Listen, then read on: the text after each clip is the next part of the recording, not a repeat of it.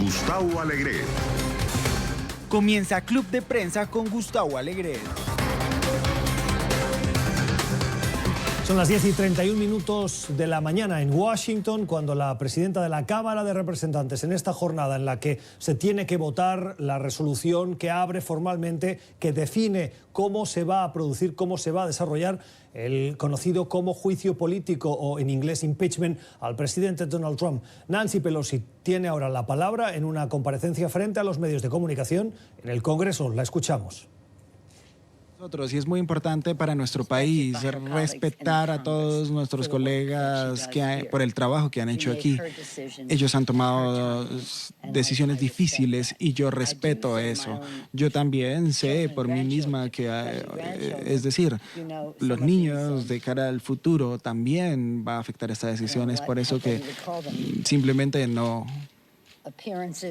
Las apariencias de los medios de comunicación que intentan cambiar quizás también el contexto de lo que se ha dicho por parte de la Casa Blanca. Por eso tenemos que ser tan cuidadosos, porque, a ver, esto es algo que yo creo que puede tornarse un beneficio para alguien, y con relación a cualquier acusación que se haya hecho, yo creo que es vergonzoso que se quiera exponer a una humillación pública o a acusaciones señalando.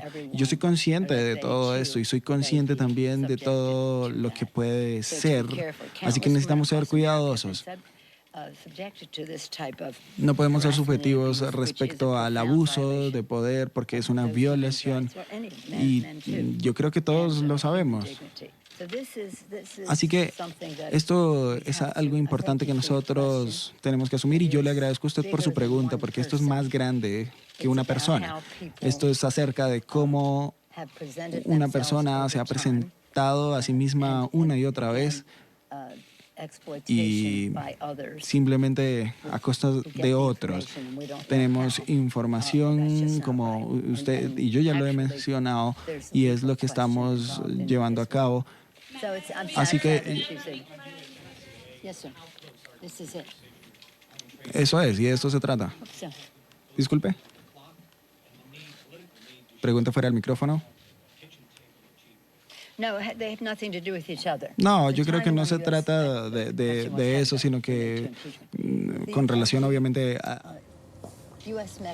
La presidenta de la Cámara de Representantes, la líder de los demócratas, dando explicaciones el día en el que esa Cámara de Representantes tiene que votar esa resolución que debe definir cómo va a avanzar las audiencias de juicio político al presidente Donald Trump. Una Nancy Pelosi que ponía de manifiesto en esas pocas palabras que hemos escuchado de una comparecencia frente a los medios de comunicación, en el que subrayaba la gravedad del abuso de poder, si se confirmara el hecho de que nadie está por encima de la ley, y la importancia de la información que tienen y que lo que quieren es hacerla pública para que los ciudadanos estadounidenses puedan tomar sus decisiones. Esto es Club de Prensa, la noticia en desarrollo hoy, que la vamos a comentar junto con otras cuestiones de esta actualidad de hoy con Juan Carlos Hidalgo. Juan Carlos es analista político y es columnista de La Nación de Costa Rica. Juan Carlos, muy buenos días. Buenos días. Gracias por estar con nosotros. Con Ann Hoyt. Ann es analista político, es mexicana. Ann, ¿cómo estás? Muy buenos días. Muy bien, muy buenos días, gracias. Y con Alina Dieste. Alina es periodista, es corresponsal de la agencia France Press en la capital estadounidense. Alina, ¿cómo estás? Muy buenos días. Buenos días, gracias. Gracias. Alina, empiezo por ti. Esas palabras de Pelosi, ese juicio, esa votación de esa resolución en el Congreso, ¿qué tenemos que esperar? Es un paso más que lo que intenta es desmontar la acusación de los republicanos de que no hay transparencia, o, como dicen ellos, hay opacidad, o es un paso más en esa estrategia para intentar tener la agenda pública controlada y insistir en las acusaciones de abuso de poder del presidente. Yo creo que es un poco de las dos cosas. Hay que destacar que recién Nancy Pelosi hablaba del genio de la Constitución de Estados Unidos, que permite y asegura que la separación de poderes genere ese balance entre los distintos poderes del Estado.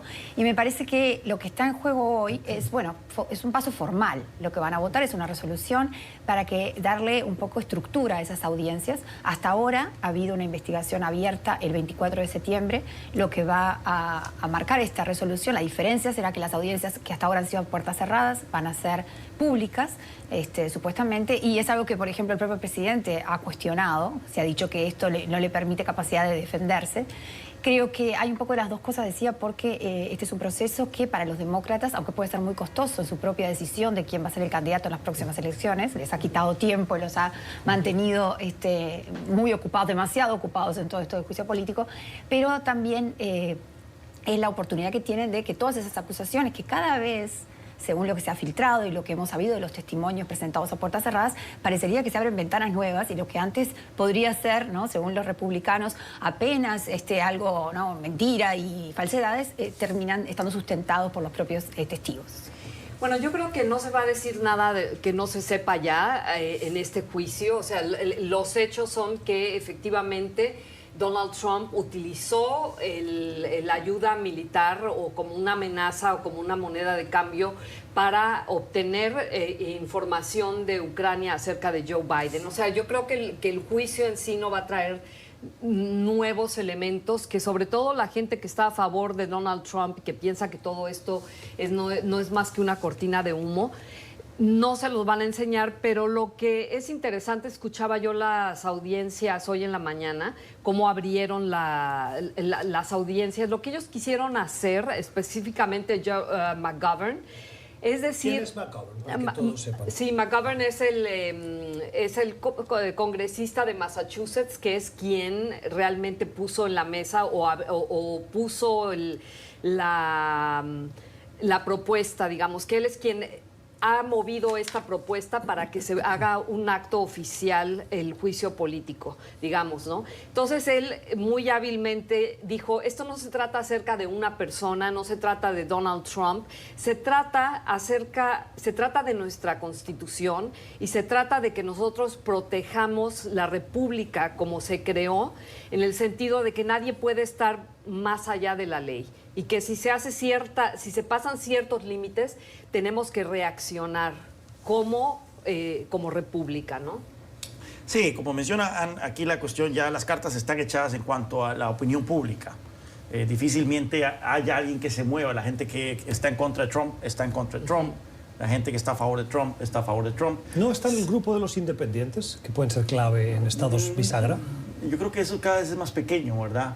Sí hemos visto que el apoyo a un juicio político que antes estaba por debajo de la gente que estaba en contra, se revirtió esa tendencia cuando salieron las revelaciones de Ucrania. Pero si nosotros vemos el apoyo a juicio político en los estados que van a definir la elección, principalmente los estados que le dieron la presidencia hasta Donald Trump, Pensilvania, Michigan, Ohio, Wisconsin.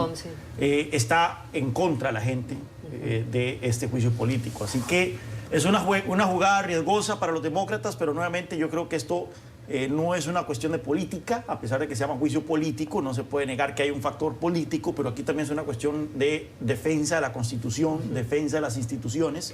Nancy Pelosi no quería un juicio político, lo estuvo evitando durante la mayor parte del tiempo en que ella ha ejercido el cargo de presidenta de la Cámara de los Representantes. Sin embargo, las revelaciones, estas que salieron a la luz con respecto a Ucrania, le forzaron la mano. Y yo creo que así es. Hasta mucha gente que también decían que un juicio político tiene que ser un caso excepcional, una medida excepcional, pero bueno, estamos ante una situación excepcional.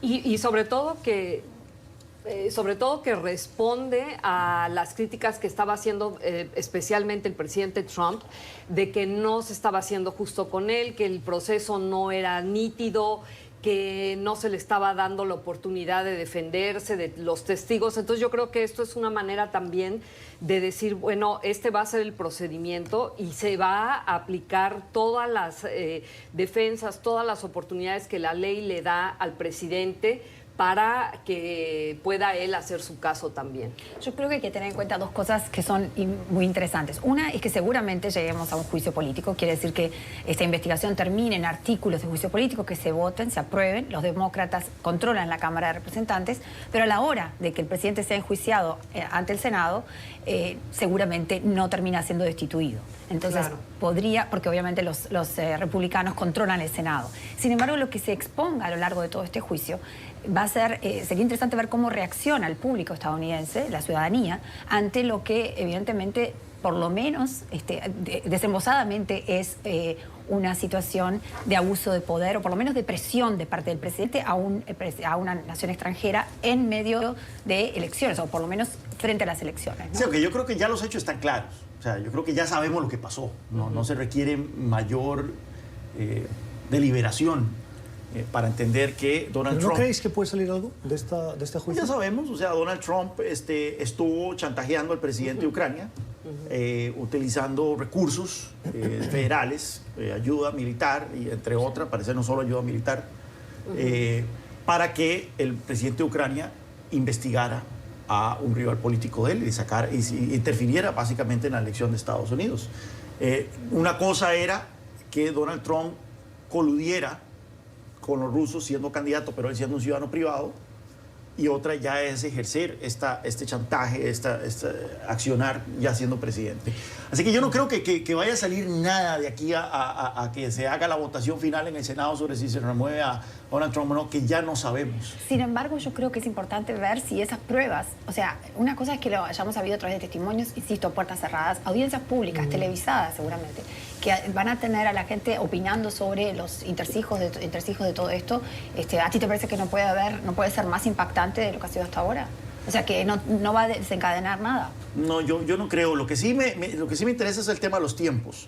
¿Cuándo es que sería este juicio político? Bueno, eso que están todos viendo porque se viene Se viene un debate sobre el tema presupuestario, se viene un cierre de gobierno, evitar el cierre de gobierno, que yo creo que es ahora a mediados de noviembre. Sí, que podríamos tener otra vez una Navidad, Una Navidad, vilo. sí. En vilo, sí.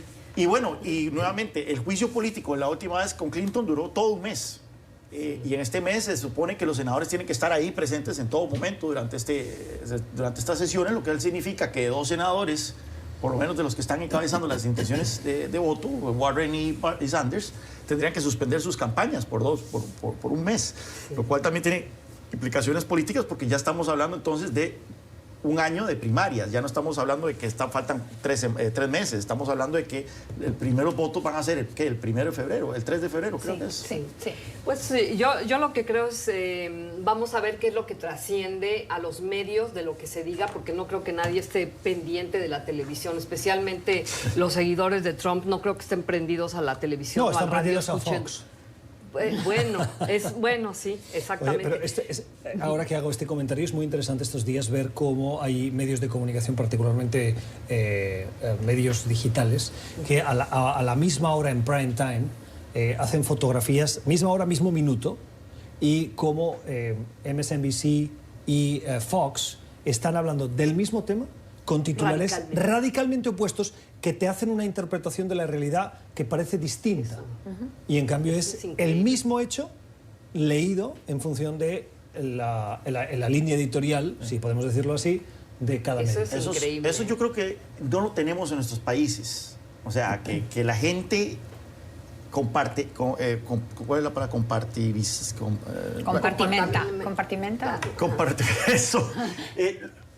¿Dónde saca sus noticias? ¿Qué periódicos ve? Todo en función de su ideología. O sea, eso es interesantísimo. Aquí yo creo que es muy propio. El único lugar donde yo veo que ocurre algo similar es en Bélgica, en donde los flamengos ven solo canales flamengos, ¿verdad? Y los pero ahí hay un tema cultural, ¿no? Es un tema cultural, pero vivimos en un país que está segregado en materia ideológica. Los demócratas solo ven MSNBC, solo leen el New York Times, mientras que los republicanos solo leen el New York Post, porque ya ni siquiera el Wall Street Journal, solo ven Fox News.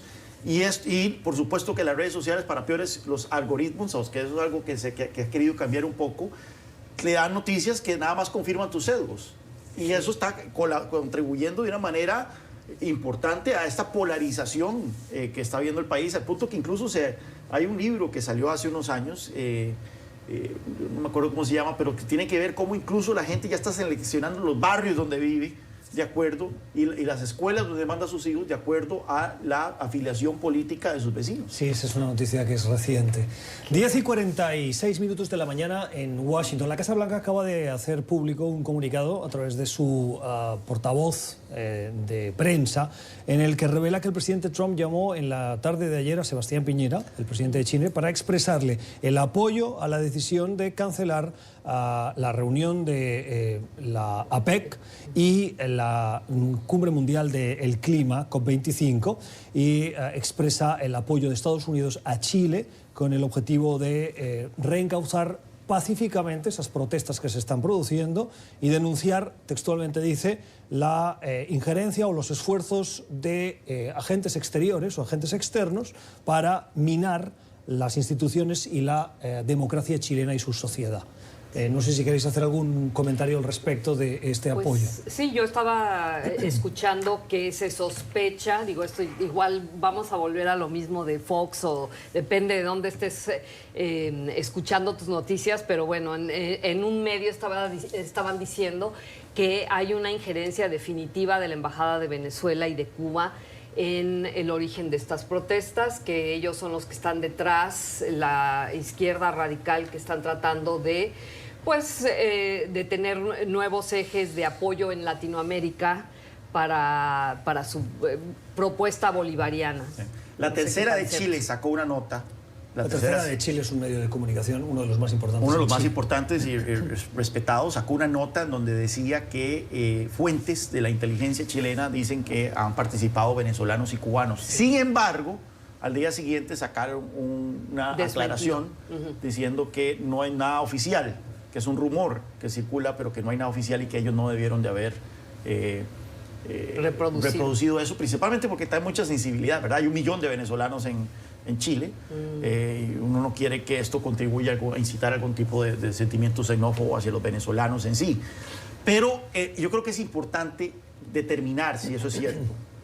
Porque a mí, nuevamente, me llama muchísimo la atención que esto supuestamente que es una expresión espontánea de enojo que derive en la destrucción de 80 estaciones de metro en un día. Sí. El de la destrucción de 25.000 comercios, daños en 1.300 millones de dólares. El lunes en la noche, a las 11 de la noche, recibí un audio de mi amigo Francisco Sánchez, que es el editor. Lo compartí con Alina, no me deja mentir, lo compartí con Alina y otros amigos, que es el editor del diario El Pingüino de Magallanes, en Punta Arenas. Yo escuché ese audio.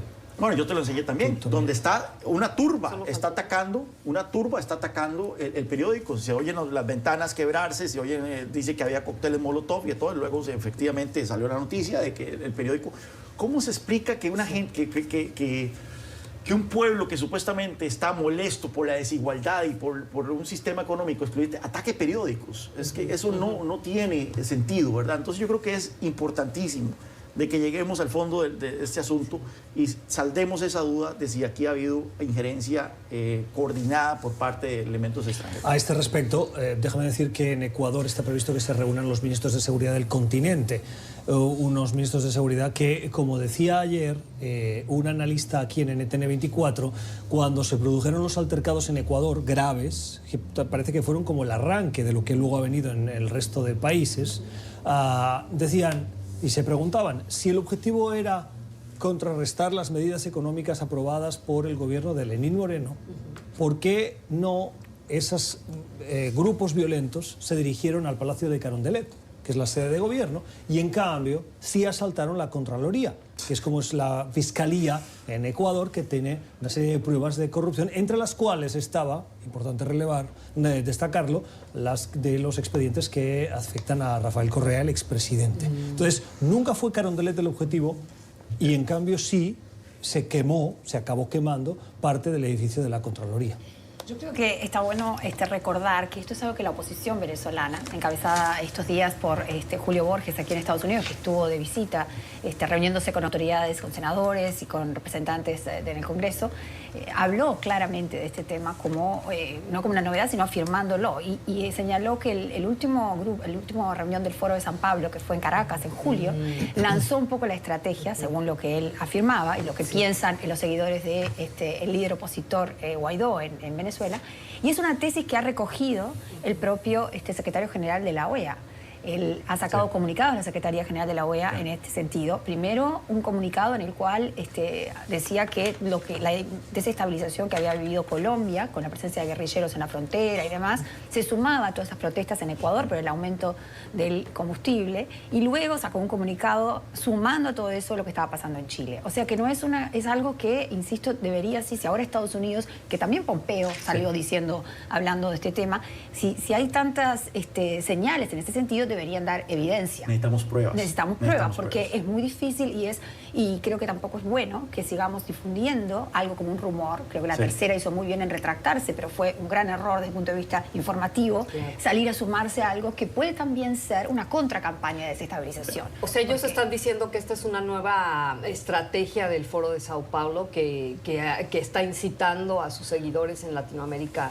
Lo que dicen es que el Foro de San Pablo fue el foro, el lugar, el espacio donde una cantidad de grupos, entre ellos seguidores de Correa, el propio Correa y demás, Correa, el expresidente de Ecuador, encabezaron una movida con fines de desestabilización, pero de mandatos constitucionales. O sea, de generar, insisto, esto es lo que dijo el excomisionado para las relaciones exteriores del líder opositor Guaidó, Julio Borges, que estuvo esta semana en Washington reuniéndose con autoridades. Lo que pasa es que a mí me parece que es como una sola causa, es un reduccionismo. Yo creo que hay elementos de esos, hay elementos de inestabilidad social, hay de inconformidad, de malestar. Es decir, se juntan varios elementos. De intentar explicar esto solo con un elemento... El problema es que todo el mundo trata de caricaturizar la posición del otro, ¿verdad? Entonces, por ejemplo, yo el otro día compartí un tuit de Mauricio Rojas, que fue ministro de Cultura brevemente, como por 3 días del gobierno de Sebastián Piñera, y hasta que la izquierda lo hizo sacado.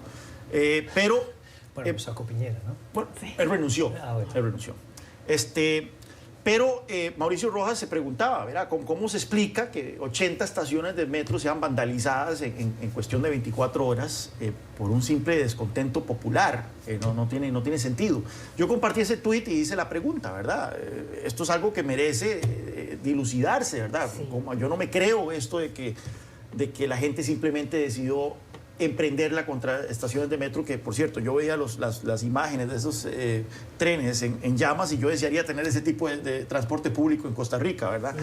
Pero inmediatamente me cayeron encima diciendo, mira, es que vos sos un paranoico, conspiratorio, estás viendo chavistas por todas partes.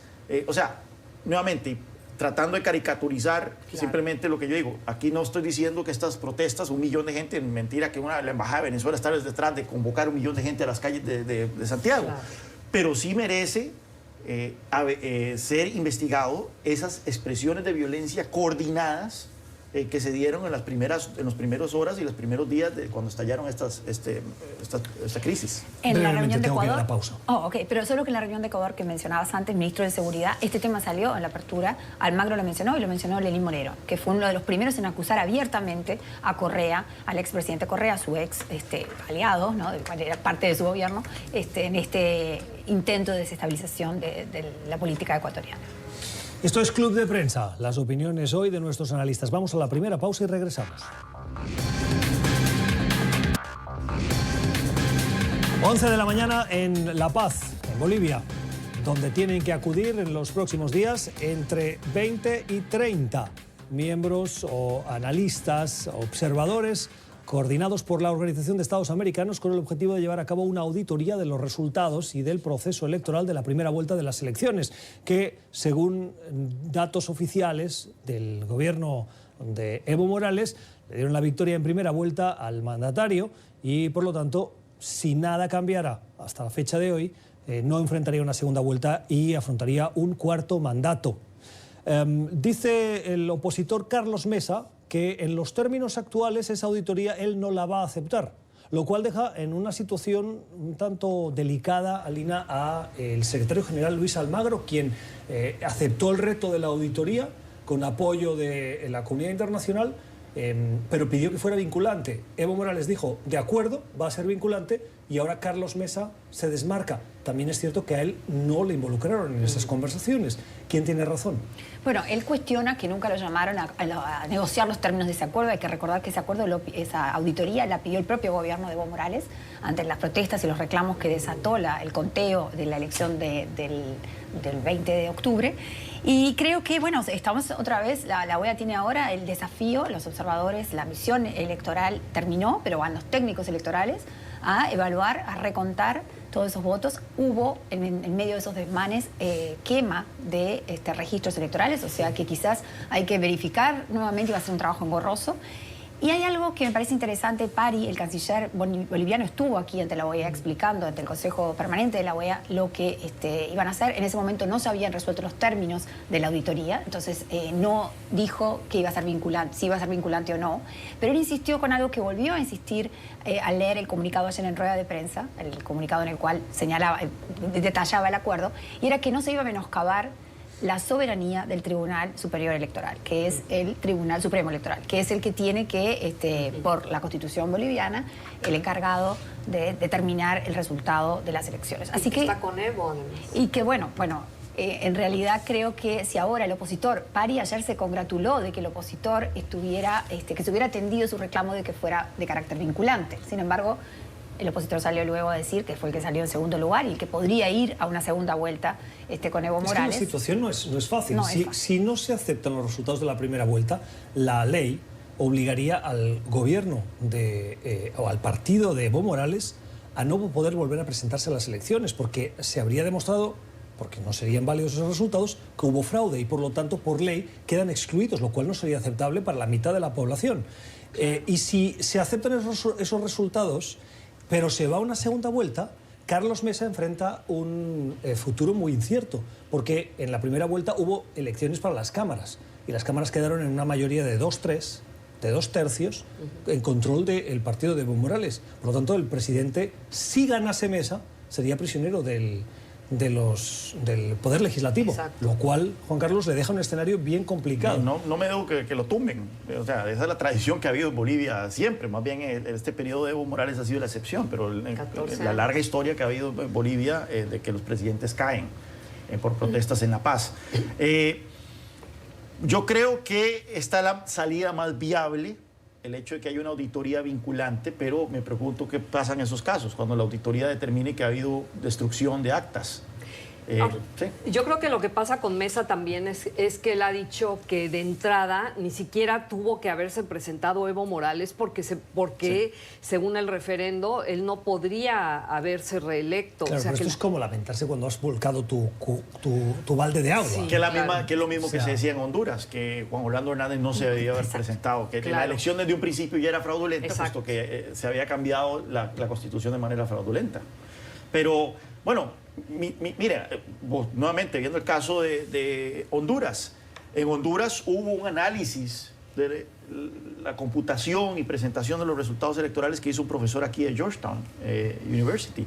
Y ese análisis concluyó de que era altamente improbable, pero no imposible, la manera en que se dieron los resultados. Recordemos de que Juan Orlando iba perdiendo por 5 puntos porcentuales y luego hay este apagón que cuando se revierte, o sea, que cuando se empiezan a dar los resultados 48 horas después, creo, empieza a revertirse esa tendencia. Pero en lo que encontró al 77%, ya había 77% de las actas computadas. Lo que encontró este profesor es que esta reversión de la tendencia al 77% se dio en todos los departamentos de Honduras. Lo cual es todavía más implausible, ¿verdad? ¿Cómo es que está bien, tal vez un acto de magia a nivel nacional, pero que en todos los departamentos, al llegar al 77% de las actas, Juan Orlando empieza a ganar votos y revierte por la mínima ese margen? Bueno, en Bolivia pasó lo mismo. Lo mismo. En Bolivia pasó lo mismo. Los analistas dijeron que la tendencia en el punto en el que iba era imposible cambiarla. Sí. Exactamente. Entonces Era la pregunta de es, 84% además. Entonces, ¿qué pasa si se hace un análisis similar en Bolivia y se llega a la misma conclusión? ¿Evo aceptará eso? Bueno, supuestamente si la auditoría llega a esa conclusión y tiene que restar si lo vinculantes. si lo acepta, Está el problema de ¿qué la pasa? ley. Ese es el tema, ¿no? Lo que tú Claro. planteabas, que él no pueda volver a postularse una segunda vuelta. Quizás se debería buscar la alternativa, porque es cierto que Evo fue votado por la mitad de la población, o sea, y la representación legislativa que tiene refleja eso.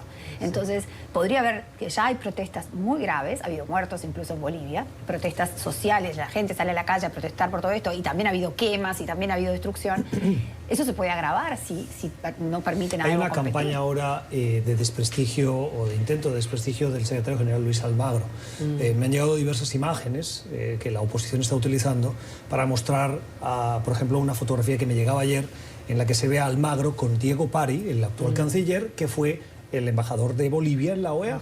Y probablemente el día de su despedida, Almagro se tomó una fotografía con él de compadreo y de sonrisa, lo cual es normal en el ejercicio del trabajo diario de los diplomáticos que comparten un mismo salón y pueden tener ideas diferentes, pero mantienen las formas fundamentales, ¿no? Esa fotografía en la que se ve a Almagro sonriente junto a Pari y otras dos personas es utilizada ahora para tachar a Almagro de proximidad con Evo Morales, con acusaciones incluso de contar busca con la su reelección. voto para la reelección en un intento de la OEA no nos sirve. Pero ya eso trae cola, porque recordemos de que Almagro fue a Bolivia. Fue muy cuestionado por la oposición. Y Andrés Oppenheimer, el columnista del Miami Herald, sacó un artículo muy fuerte contra Almagro, cuestionando su juicio de ir a Bolivia, sacarse fotos sonrientes y darle el espaldarazo a Evo en su candidatura, cuando nuevamente es una candidatura espuria, puesto que ya los bolivianos habían señalado que no querían que se enmendiara la Constitución. Claro, para pero permitir ¿qué la haces reelección? cuando Almagro hace eso y el argumento que utiliza la OEA es, oiga, ¿por qué nosotros tenemos que decirle a Almagro que no puede utilizar la misma interpretación del Tribunal de Derechos Humanos, del Sistema Interamericano de Derechos Humanos, que ha avalado candidaturas como la de Óscar Arias primero y a partir de ahí Juan Orlando Hernández, el actual presidente nicaragüense, etcétera? ¿Por qué en el caso de Orlando, a Óscar Arias, la comunidad lo acepta y cuando llega a Bolivia entonces no lo acepta? Dice, yo no soy nadie para decir eso. Eso es cierto. O sea, nuevamente, y la misma comunidad internacional que ahora está presionando a Bolivia salió a reconocer a Juan Orlando Hernández por haber hecho exactamente lo mismo. Exactamente, sí. Entonces, es complicado. Esa es la respuesta básica cuando uno no sabe más qué decir. Y lo que es un hecho es que en el conteo rápido, al parecer esto sí no está disputado, es que le llevaba 3 o 4 puntos de ventaja Evo a Mesa. Claro, en ese caso hubiese habido segunda vuelta. Lo que yo siempre termino pensando, un poco señalando esto de que todo es complicado, es dónde queda el boliviano común, el que puede hacer... No, ahora mismo queda en la calle. Exactamente, y en medio de ya están protestas y protestando. problemas y huelgas, porque ha habido una huelga decretada después de todo esto por los opositores, y bueno, yo creo que eso complica la vida cotidiana de todos. Mi preocupación aquí es que esto otra vez se polarice, pero en términos geográficos. Que sean los departamentos del este, liderados por Santa Cruz, los que lleven la batuta en las protestas y el no reconocimiento de Evo Morales, y que los departamentos centrales como La Paz y Oruro y Cochabamba sean los que, donde está el mayor apoyo de Evo Morales, sean los que se mantengan leales al presidente y nuevamente tengamos esa polarización gráfica que tuvimos en Bolivia hace 10 años. Y en ese sentido lo que se está produciendo ahora es que, me decían el otro día, por iniciativa de políticas públicas del gobierno, se están desplazando, ofreciendo beneficios a población, a departamentos que son favorables a la oposición para diluir la fuerza de esos votos de la oposición. O sea que... Tiene También- todo el poder del Estado, Evo Morales. Hay otro tema que no Cerramos. es menor, y el tema indígena contrapuesto al exacto. colonizador que llega al criollo. Y eso está muy claro en Venezuela, en Bolivia, dividido además Santa Cruz, La Paz. En Santa Cruz están los criollos, en La Paz están liderados los indígenas. Y Evo representa esos indígenas olvidados, y eso es una carta que ha jugado mucho el gobierno estos días. 11 y 10 minutos de la mañana en Washington. Esto es Club de Prensa. Ya regresamos.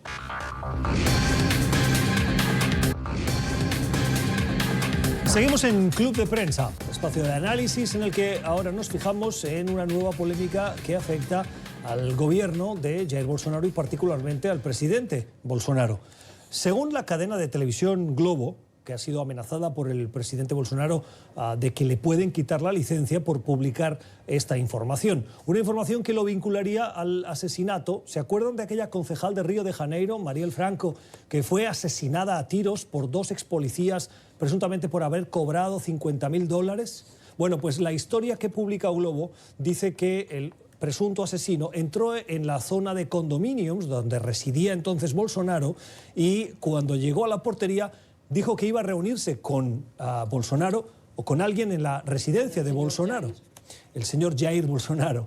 Bueno, lo que sucedió es que esa persona entró en el condominio y acabó en la residencia de uno de los que fue detenido posteriormente, acusado de ese asesinato. Dice el gobierno de Bolsonaro que la información es falsa, que no tiene ningún tipo de credibilidad y que amenaza incluso con retirarle, Juan Carlos, la licencia a la cadena de televisión. Bueno, yo no vi el video, pero sí vi la noticia y sí vi algunas fotos del video donde se ve un Bolsonaro descompensado totalmente, ¿verdad? Tú decís el video que mandó desde Arabia Saudita, ¿no? Sí, que mandó desde Arabia Ah, Saudita, él que estaba mira, o sea, de se lo grabó a Está las fuera 4. de sí en ese Sí, vídeo. desde las 4 de la mañana lo grabó, 20 y tantos minutos. Y creo que hay que ponerle cuidado a esa amenaza contra O Globo, ¿verdad? No sé cómo se determinan las licencias que expiran cada cierto tiempo, me imagino. Debería haber ciertas garantías de que O Globo no va a ver su licencia rescindida, ¿verdad? Sí, como Bueno, tienen consecuencia. hasta el 2022, o sea, la licencia va a seguir vigente hasta el 2022. Pero lo interesante es que el portero dijo que la persona que llegó había dicho que iba a ver a un tal señor Jair. Nunca, o sea, no dijo Bolsonaro, sino que dijo, voy a ver al señor Jair, y de ahí ya se empieza a conjeturar que se trata de Jair Bolsonaro, pero que queda muy en duda que este señor Jair Bueno, pues haya esto sido. sería, disculpen, esto sería muy fácil. ¿Cuánta gente en ese condominio se llama Jair? Sí, bueno, yo no sé qué tan común sea. Jair Bolsonaro no estaba en el condominio cuando esto ocurrió, él estaba en Brasilia y está probado eso, incluso salieron a decirlo, ¿no? Incluso el juez Moro, ministro de Justicia actualmente, dijo que iba a iniciar una investigación con el fiscal para investigar si hubo falso testimonio de parte de este testigo, porque es la palabra de él contra, bueno, qué pruebas tenía o qué decía. Portero, sí. Pero lo que está en juego, sí, otra vez más, es si hay abuso de poder o no, si usa el presidente de Brasil esto para rescindir la licencia a la Globo, que la Globo dijo que lo único que quería era informar a los brasileños de lo que estaba ocurriendo, ¿no? Porque incluso si Bolsonaro no pretende materializar esa amenaza, él solo lo que la haga, Que la haga ya es grave. ya es sirve para grave, intimidar. ya es grave. No sabemos si O Globo de ahora en adelante se va a contener un poco más en la cobertura de este caso, de la manera en que cubre a Bolsonaro, para no incurrir o incitar, ¿verdad?, ese tipo de amenazas de nuevo. Entonces ya eso es una pérdida, ¿verdad? Incluso si nada pasa. Exacto. Vamos a cambiar de asunto. Me acaba de llegar un urgente. Simplemente el Estado Islámico acaba de confirmar a través de un audio que su líder, al-Baghdadi, que según la inteligencia estadounidense fue muerto por una operación de las fuerzas especiales estadounidenses al norte de Siria, efectivamente está muerto. La confirmación no había llegado todavía de parte del autodenominado Estado Islámico y se acaba de conocer este audio que confirma su muerte. Para terminar este bloque, les quiero proponer el tema de la rebaja de tipo de interés, la tercera consecutiva por parte de la Reserva Federal. Una cosa que me ha llamado mucho la atención es que la Reserva Federal no estaba muy predispuesta a esa rebaja de tipos de interés y que se producen una serie de improperios por parte del presidente Trump, de amenazas de destitución del presidente, y desde entonces ya ha habido 2 rebajas de tipos de interés. Y bueno, ellos dicen que esto responde a situaciones o circunstancias de la economía internacional y no tanto de Estados Unidos, y que se tienen que ajustar a lo que está ocurriendo y sobre todo a esta guerra comercial con China, que efectivamente, pues, de la cual Donald Trump es responsable, ¿no? Trump acusaba a la Fed de estar jugándole en contra a la economía, ¿no? Que lo que él estaba haciendo no ayudaba para nada a la economía estadounidense, e incluso, como dices tú, un enfrentamiento muy claro, ¿no?, con Powell. Sí, aquí lo interesante, no he visto todavía las minutas para ver cuánto votos tuvo esta decisión, pero la anterior, que había tomado lugar, había ya habido 2 votos en contra. Y recordemos que este tipo de decisiones son tan importantes que se busca la unanimidad para que no entonces empiece esta conjetura de que qué va a pasar o que si hay puntos de vista de controversia, ¿verdad? Dentro de la FED. La discusión de cara a este recorte es si iban a dejar la puerta abierta a más recortes o iban a decir, ya, hasta aquí, hemos hecho 3 y no vamos a... Pero eso y dijeron no que lo ya pueden decir, ¿no? Es decir, en función de las circunstancias. Recordad que esto tiene... El presidente de la FED habla un idioma muy particular. O sea, no lo puede decir así, pero indirectamente. Indirectamente. Entonces, cada palabra que dice el presidente de la FED es disecada para tratar de descifrar si va a haber más recortes en el futuro, si la Fed va a quedarse quedita con esto, no. Y también está toda la discusión, y eso lo han dicho varios presidentes de reservas federales de otros estados, ¿verdad? Es el hecho de que si le corresponde a la Fed tratar de salvarle la tanda, ¿verdad?, a Donald Trump con su guerra comercial. Que la originó Donald Trump. O sea, esto es una desaceleración autoinfligida. ¿Y por qué la Reserva Federal va a tener que recortar tasas de interés? Porque el país está por delante de la figura del presidente. Quiero decir, permitir que esa guerra comercial le afecte al presidente es que le va a afectar al país. Claro. Y por lo tanto... Y hay la amenaza de recesión, o sea, abiertamente ya se ha mencionado la palabra que eso tiene un peso, como dices tú, muy... Si la amenaza de recesión sirve para que Donald Trump reconsidere su política comercial, en buena hora. Bien, claro. Club de Prensa, el análisis de las noticias con nuestros invitados hoy desde Washington. Vamos a la pausa, regresamos. 11:27 de la mañana, imágenes en directo de la Cámara de Representantes, donde avanza ya esa votación nominal de la resolución de juicio político al presidente Donald Trump. Una resolución que tiene que definir las normas de funcionamiento de las próximas audiencias. Una votación que se está produciendo en este momento y del cual tendrán una amplia cobertura en espacios informativos aquí en NTN24. Día importante en esa estrategia demócrata para enjuiciar al presidente Donald Trump por motivos de obstrucción a la justicia y de abuso de poder. Antes de terminar el programa, decíamos en los titulares, Twitter ha decidido prohibir todos los anuncios políticos. Brevemente, un comentario que deja Twitter en una posición frente a otros competidores, como por ejemplo Facebook, que ha sido mucho más cuestionado que Twitter, en una situación de desventaja, Anne. Yo creo que esto efectivamente es una indirecta a Facebook, porque Zuckerberg se ha negado ha dicho vamos a crear los mecanismos para que no se abuse del sistema de Facebook, pero bueno, si alguien quiere pagar por un anuncio político es libertad de expresión. Tengo 30 segundos. Yo creo que es bueno para evitar además todas estas fake news que puede haber, toda esa movida para contaminar la decisión de los ciudadanos. ¿Y el libertario qué dice? Ahora, es la decisión de la empresa, entonces por supuesto que no tengo problema con ello, pero yo creo que eso no va a aplacar las críticas, porque lo que se le está reclamando a Facebook no es tanto que permita la publicación, es decir, que no censure noticias falsas. Y ahí, en este caso, incluso sí se permite la publicación, pero no que se le pague dinero. Terminó la votación en el Congreso, les damos la última hora. Votación, 230 votos a favor y 196 en contra de esa resolución que avanza en la Cámara de Representantes. 229 votos de los demócratas a favor, 2 en contra, 2 demócratas votaron en contra y todos los republicanos, 194 votos en contra de la resolución. Los republicanos sumaron 2 demócratas a su posición, pero la mayoría demócrata se impone. Esto ha sido Club de Prensa. Gracias por acompañarnos. Le hemos contado esa actualidad y le hemos explicado con quienes nos han acompañado hoy. Hasta mañana. Feliz jornada.